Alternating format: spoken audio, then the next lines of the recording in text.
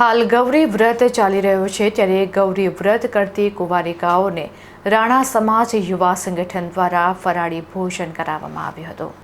આ વર્ષે સતત છઠ્ઠા વર્ષે રાણા સમાજ યુવા સંગઠન દ્વારા હાલ ચાલી રહેલા ગૌરી વ્રતની કુંવારિકાઓ માટે ફરાળી ભોજનનું આયોજન કરવામાં આવ્યું હતું, જેમાં 670થી વધુ કુંવારિકાઓએ ભોજનનો લાભ લીધો।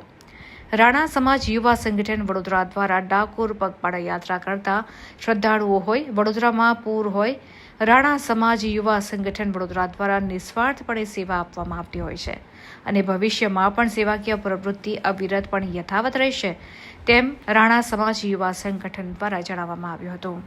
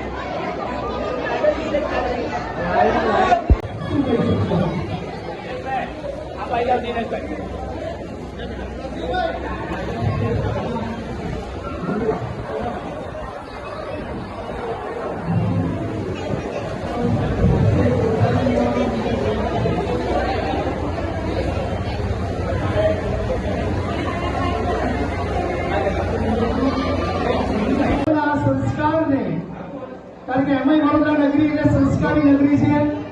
રાણા સમાજ યુવા સંગઠન ટીમ એ ડાકોર પગપાળા ચાલતા યાત્રીઓની સેવા કરવાની હોય કે ગૌરી વ્રત નિમિત્તે તમારી બાળાઓની સેવા કરવાની હોય કે પછી પૂર રાહતની અંદર કોઈ ફસાઈ ગયેલા બેનની સહાય કરવાની હોય।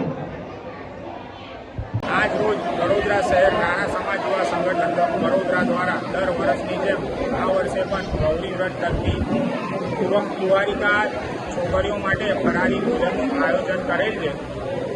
કેટલી બાળાઓ છે? અત્યારે અમારી પાસે 600 બાળાઓની નામ આવી છે, પણ હાલમાં પ્રોગ્રામ ચાલુ છે અને રાતના 8 વાગ્યા સુધી પ્રોગ્રામ ચાલુ રહેશે।